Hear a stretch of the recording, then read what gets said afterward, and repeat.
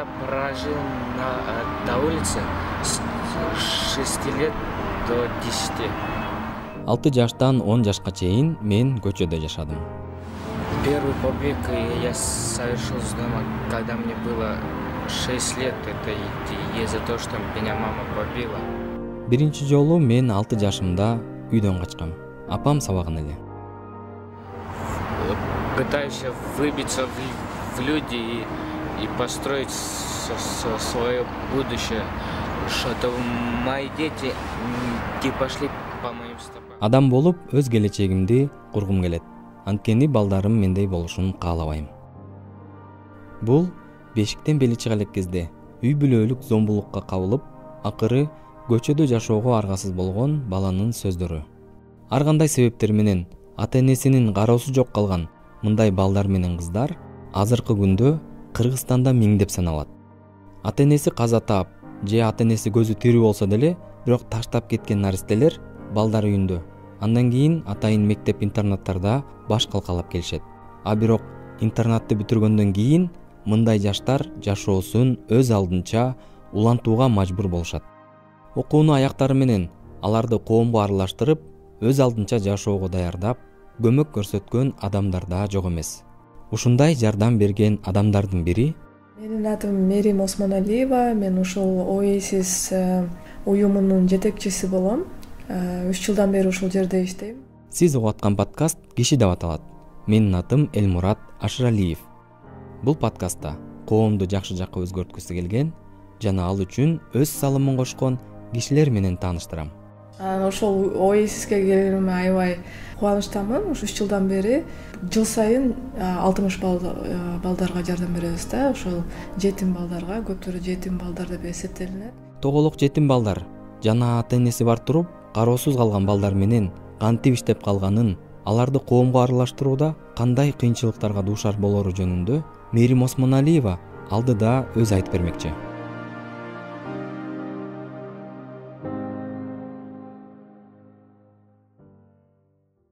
Биринчи бөлүм. Мерим менен Oasis Кыргызстан уюмунда сүйлөшүп отурдук. Ал өз сөзүн кандай балдар менен иштешеринен баштады. Союз убагы бүткөндөн кийин, өзүбүздүн эгемендүүлүгүбүздү алгандан кийин канча деген мигранттар пайда болду. Көп адамдар ошо жумушу жок үчүн Россия, Казакстанга кетип, анан балдарын таштап, туугандарына балдар кереги жок. Мисалы, анан кийин ошол эле балдар ошо балдар үйүнө барышат да, көбүнчөсүчү. Же ата-энеси мындай арак ичишет, же наркомандардын балдары, ошол көбүнчө ошондой балдар ошол жерде жашашат да. 5% тоголок жетим деп эсептелинет. Бул мисалы ата-энеси же автокатастрофа же бир жерден каза болуп, анан кийин өздөрүнүн туугандарына кереги жок болуп, анан ошол балдар үйүнө берип коюшат да. Бирок көп 95% бул мигрант жана арак ичкен наркомандардын балдары да. Интернаттын бүтүрүүчүлөрү менен иштөө аябай татаал дейт. Меримдин айтымында көпчүлүгүндө психологиялык травмасы бар. Айрымдарынын ар кандай терс сапаттары деле болушу мүмкүн. Бирок ошого карабастан, ал өз алдынча чечим кабыл алып, бул балдар менен иштөөгө бел байлаптыр. Анын уюму өз ишин Чүй облусунда гана алып барат. 4 балдар уюму бар, ошол Чүй областында Вайно-Антоновский, Краснореченский, Беловодский, анан кийин Чүй школа-интернат деген уюм бар. Ошол 4 уюм менен тыгыз иштейбиз. Анан кийин дагы малоимущий үй бүлөлөр менен деле иштейбиз. Бирок негизи бүт биздин программалар ошол мамлекеттик балдар уюмунун бүтүрүүчүлөрүнө арналган. Анткени алар бүтүрүп эле эч жака барган жери жок да. Үй бүлөсү жок, барган жери жок, тамак ашы жок. Ошол бизге ошолорго жардам бериш эң биринчи приоритетте да.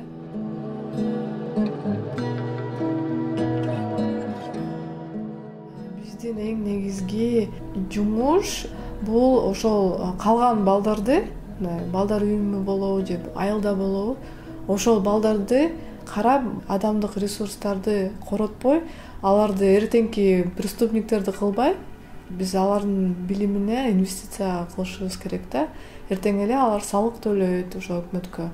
Канча ошол билимине көп инвестиция кылсак, ошончо көп бизге салык түшөт да. Анткени билимдүү, эмоционально здоровый жаран бул биздин өлкөгө аябай жакшы актив деп эсептейм да. Балдар үйүнөн тарбия алып чыккандар көйгөйү эң көп жаштар болуп эсептелет. Анткени 15-16 жаштарда мектептүктөр менен балдар үйүн таштап чыгып кетиши керек. Алардын жашай турган жерлери жок. Жөлөк боло алышпайт. Окуу жайга тапшырууга акчасы да жок. Ошондуктан көз карандысыз болуу балдар үйүнөн тарбия алып чыккан жаштар үчүн жаңы нерсе дейт мээрим. Анткени алар көнүп калган балдар үйүндө алар даяр тамак, даяр кийим, даяр окуу жай, даярдыкка көнүп калышкан да. Анан кийин биз Oasis'те алар айтабыз: болду, силерге эч ким жардам бере албайт. Силер өзүңөрдүн бутуңарга өзүңөр турушуңар керек. Билебиз, 16 жаштасыңар, бирок тиштегиңер келсе барып окушуңар керек. Бул балдар ушу психологический травмада аябай көп да. Анткени алар кичинекей болгондо 5 же жаңы төрөлгөндө ата-энеси ууруп койгон же эшикке чыгарып койгон, ошонун баарын эстеп келишет да. Азыркыга чейин 16-20 жашына чейин эстешет. Бүт өмүрү боюнча эстейт да ошонучу. Анан кийин ошону эстеп эле кайра кээ бирлер башка балдарды уруп коюшот же кайра арак ичип калышат. Ошолорду унутуш үчүнчү бизге аябай кыйын да. Биринчи жылы мен аябай стресс алгам да ушул иштегендечи. Анткени күнүгө келип ыйлап, ар бирөөнүн жашоо турмушун угуп алып ыйлай берчүмүн да. Азыр кичине турукталып калгам да, мындай түшүнүп, анан боло берет деп кичине мындай иммунитетим бар болуп калган. Экинчи жылы кичине көнүп, бирок эмоциональное выгорание деп коет. Стресс көп аласың иштегенде. Азыр 3-чү жылы мен мындай кичине көнүп калгам да. Анткени бул балдардын жашоосу аябай татаал. Жетим балдардын ар биринин жеке окуясы жана тагдыры бар. Кээ бирин асырап алгандар болсо, кээ бири интернаттарда кала беришет. А кээ бири жашоонун татаалдыгынан адашып өздөрүн өлтүрүп коет. Мына бир ай мурун биздин бир кызыбыз өзүн өзү өлтүрүп койду да. Алсыздан. Ошо ата-энеси жардам бербейт, бар болсо деле жумушу жок, эч кандай жардам жок. Ана өзүн өзү өлтүрүп койду. Жаш кыз, 20 жаштагы кыз өзүн өзү өлтүрүп койду. Балдар үйүнүн бүтүрүүчүсү. Ушундай ойлор аларга аябай көп келет да. Ошо мен эч кимге кереги жокмун, мени эч ким бакпайт, мен эч ким жардам бербейт деген, мен эч кимге керек эмесмин деген ойлор көп болот. Ошондуктан ошол балдарды талаага калтырбай биз аябай мындай жардам беришибиз керек, колдоо көрсөтүшүбүз керек. Программа болобу же акча болобу же жумуш болобу же окуу жай болобу, бүт жерден аларга жардам берсек, алар өздөрү өзүн ишениши керек деп мындай ушундай сезимдерди аларга айтып берсек, алар эртең эле мындай жакшынакай эле адамдар болот да. Негизи өздөрү аябай жакшы. Бүт балдар өздөрү негизи табиятынан жакшы. Ишеничине кирүү, аларды баягы келечектен үмүттөндүрүү, сен мисалы жакшы окушуң керек, келечекте сен ушундай өзүңдүн ордуңду табышың керек, ошону баягы өзүнө жеткириш, ошого баягы ынандырыш үчүн канча убакыт керек деле, канча жолу жолугушуңар керек, адамдар, балдар эмне деп жооп беришет. Биз алар менен 2 жыл иштейбиз. Балдар үйүндө окуганда, ушул жерде жашаганда 1 жыл, анан кийин чыккандан кийин ошо бир эле лагерь уюштурбайбыз. Биз көп тренингдерди, ар кандай иш-чараларды уюштурабыз аларга. Анан кийин биз алар менен индивидуально иштейбиз да. Ар бирөөсүн билебиз, мүнөзүн билебиз, кайсыл жерде жашайт, эмне ойлоп атат, кандай кийими жокпу, барбы, ушунун баарын билебиз да. Алар өздөрүнүн окуясын сразу айтып бербейт бизге. Алар лагерде мындай биздин воспитательдерге айтып берет да, социальный работниктерге айтып берет, анан кээ бирлери мага айтып берет. Особенно ошол лагерде ар бир воспитатель 3-4 баланы өзүнө алат. Анан ошолор менен аябай интенсивно иштеп, ошол жерге мындай алардын окуяларын угуп, мүнөздөрүн угуп, кыялын угуп, аларга аябай татаал кыялданыш үчүн. Алардын кыялы да жок. Анан биз аларды үйрөтөбүз. Сен кыялданышың керек, эмне кандай жашоону кургуң келет, кайсыл окуу жайга тапшыргың келет, коркпо. Сен ошону айтсаң, колдоо табылат. Жарандар келип бизге, биз аларга айтып беребиз, сен барсың, сен мындай кыялданасың, мындай окуу жайга тапшыргың келет, бирок акчаң жок же кийимиң жок. Биз ошону айтып беребиз башкалар. Башкалар келип сени колдоп беришет. Балдарга жардамды кантип чогултушат? Алар иштешкен балдардын канча пайызы жашоосун өз алдынча улантып кете алышат? Бул тууралуу тыныгуудан кийин.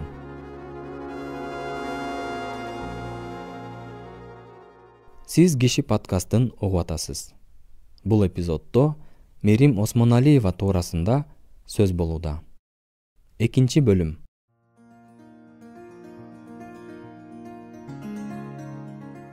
Билим белек деген программа бар.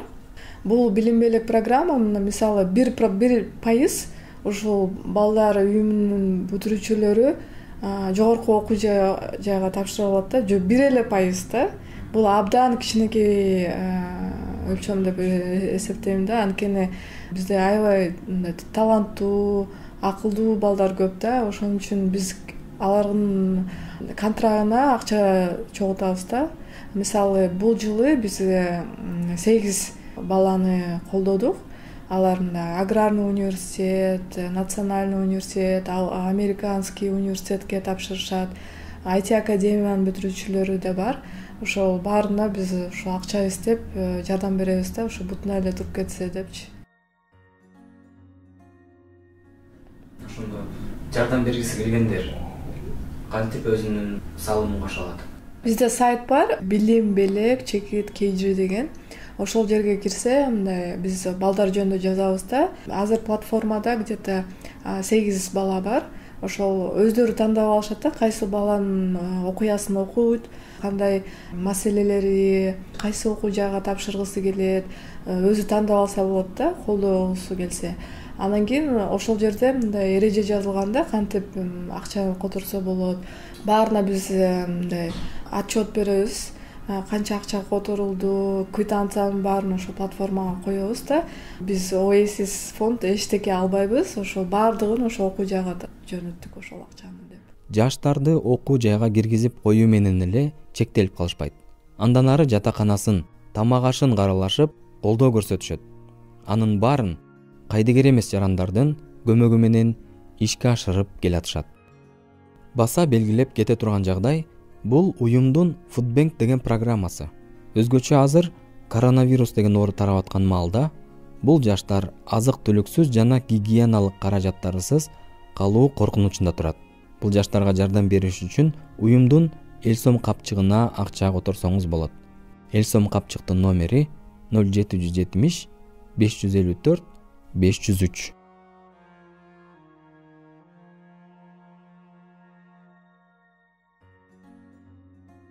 Ушул 10 жылдан бери биз 500дөн ашык баланы колдодук.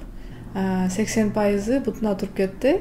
20% ар кандай кыйынчылыктар менен жашашат. Бирок 80% ар бирөөсү окуу жайга тапшырып, иштешип, өзүнүн үй бүлө куруп, башкаларга жардам берип, кээ бирлери бизге жардам берип, ушундай азаматтар болду да биздечи. Анан биз алар менен сыймыктанабыз, алар бизге келип турушат, алып жазып турушат. Мен бу жерде иштеп атам, мен буга жардам берип атам деп айтып койсо эле биздин жүрөбүз жылып калат да. Ошо эң негизги биздин максатыбыз ушул балдар бутуна туруп кетсе эле болду да. Эң негизгиси мындай жаштарга көңүл керек дейт ал. Өлкөдөгү кайсы гана балдар үйүнүн бүтүрүүчүсү жардам сурап кайрылбасын кол сунабыз дейт. Бирок сапаттуу жардам берүү өтө кыйын болот. Себеби бир бала менен таанышып иштөө үчүн 1-2 жылдай убакыт керектелет экен. Кесиби боюнча Мерим эсепчи. бюджет кылып, санап, балдарга акча издегенде, донорлорго кайрылганда өз кесибимдин мага өтө көп жардамы тиет дейт ал. Мен апам 3 кызды өзү чоңойткон да. Атамды мектепте окуганда жоготуп койгонбуз да. Анан кийин ошо атамды кусалап сагынып, башка балдар кантип ата-энеси жок жашайт деп ушинтип ойлочумун да көпчү. Анткени мен өзүм атам менен аябай жакын болчумун да. Ошол анан кийин Мээрим булагы деген балдар үйүмү бар, мисалы Ысык көлдө. Гүлнара эже 134 баланы өзү багып алган да. Мамлекет ага жардам бербейт мындай. Ошол жака барып, ойлонуп, волонтер болуп, балдар менен көп ойноп, ошондо мен ойлонуп баштагам, мында биз Кыргызстанда ушул социалдык жетим балдар көп экен депчи.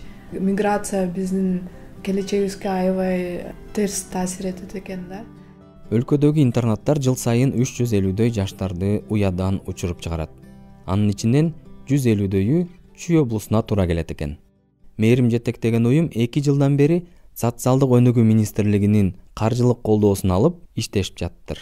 Ал каражат менен 60 жаштарды курстарга окутуп, көмөк көрсөтүлүүдө. Эң биринчи ушул 2 жылдан бери бизди мамлекет колдогонуна биз аябай кубанычтабыз да. Кичине акча болсо да бизге аябай көп жардам да. Анткени мисалы биз ар кандай курстарды өткөргүбүз келет, балдарды, например, тамак аш, кийим алып бергибиз керек. Көптөрү эски кийимин бергиси келет, бирок биз аларга жаңы кийим алгыбыз келет да, анткени алар эскиге көнүп калышкан да. Ата-энеси бар балдар жумуш таба албай аткан шартта ата-энеси жок балдарга жумушка орношуу мүмкүн эместей. Себеби алар интернаттардан кеткенден кийин жашоосун өз алдынча улантып кетүүгө дээрлик эч кандай шарттар түзүлгөн эмес. Ошондуктан мындай жаштарга мамлекеттик деңгээлде көмөк көрсөтүү жагынан Мээрим аракет кылып жүрүптүр. Кыргызстанда көп мыйзамдар бар, ошо балдар үйүнүн бүтүрүүчүлөрүнө тоскоол болгончу. Анан кийин ошол биздин мыйзамдарды кичине аларга көп колдоо көрсөтүү, ушундай көп документтер, программалар болсо жакшы болот деп эсептейм. Ошондуктан мен азыр ошол жакта да көп иштеп атам. Ошол кантип алардын укугун коргосо болот. Бизди баарынын укугун коргогонду жакшы көрөт да Кыргызстандачы. Бирок ошол балдар үйүнүн бүтүүчүлөрүнүн укугун коргогон мекемелер аябай аз да, 2-3. Мисалы келтирип бересизби, кандай мыйзамдар бар ошол тоскоол болгон? Бизде көп мыйзамдарда уязвимые дети деп коет да. Социальный пособие алыш үчүн биздин балдардын үйлөрүнүн бүтүрүүчүлөрү толук жетим болуш керек да. Толук жетим 5%. 95% балдар ошол социальный пособие алышпайт да. Анткени алардын ата-энелери бар, бирок ата-энелерине кереги жок. Ошондуктан мен ойлойм, азыр мыйзамга мындай кичине өзгөртүүлөр киргизишибиз керек. Ата-энеси бар болсо деле мындай орусча айтканда уязвимые дети, оставшиеся без попечения родителей деп коет. Ошондой терминдерди киргизсек, алар деле ошол социальный пособие алып, мындай кичине колдоо алып, өз жашоосун өздөрү куруп кетет деп ойлойм да, ишенем. Эгер бул демилге колдоо таап, ишке ашып калса, анда өлкөдөгү 145 балдар үйүндө билим алган 13 миңдей баланын укугу коргоого алынат. Мээрим 2020 жыл балдарды коргоо жылында бул долбоор кабыл алынып калат деген үмүттө. Мен былтыр Оксфорд университетине тапшыргам, ошол жака өтүп кеткем. Анан Лондонская школа экономики и политических исследований деп коет. Аябай ал жерде Ли Куан Ю окуган, Джордж Сорос, көп башка өлкөлөрдүн премьер-министрлери окуган. Бирок тилекке каршы стипендия алыш үчүн анан мени колдобой коюшкан да. Дагы берип көр депчи эмки жылы. Бирок аябай ошол жерде өзүмө нааразы болгом да. Кичине көңүлүм калып, анан кийин ойлогомда бир жыл чет өлкөгө барып окуп келип, Кыргызстанга келип ар кандай программаларды же партнерлорду алып келсем сонун болот эле депчи. Ушул жылы мен кайра бергим келет ар кандай дүйнө жүзүнүн эң жакшы университеттерине. Келечекте Кыргызстанга келип ушул ОЭСИСти аябай өнүктүргүм келет да. Анткени мисалы ОЭСИСте ушул былтыр жана ушул жылы 3 балдар үйүмүнүн бүтүрүүчүлөрү иштеген, социальный работник болупчу. Анан кийин ушул аларга жумуш берип, ар кандай бизнес проекттерди ачып, социальный проекттерди ачып, ошолорго жардам берсем деп мындай өзүнчө бир кыялданам да.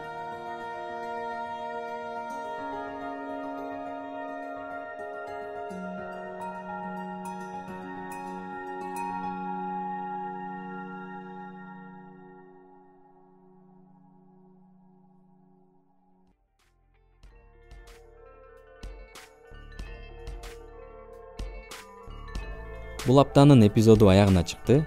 Анда Мерим Осмоналиева менен тааныштырдым. Сиз Киши подкастын уктуңуз. Ал Сорос Кыргызстан фондунун колдоосу менен даярдалды. Айтылган ой-пикирлер фонддун көз карашын билдирбейт. Подкастты мен Элмурат Ашралиев даярдап алып чыктым. Бул эпизод боюнча сурооңуз же ой-пикириңиз болсо 0552 012 789 номерине WhatsApp же Telegram аркылуу жолдоңуз. Бул подкастты досторуңуз жана тааныштарыңыз менен бөлүшкөндү да унутпаңыз. Киши подкастын укканыңыз үчүн ыраазычылык билдирем. Кийинки чыгарылышта амандашканча.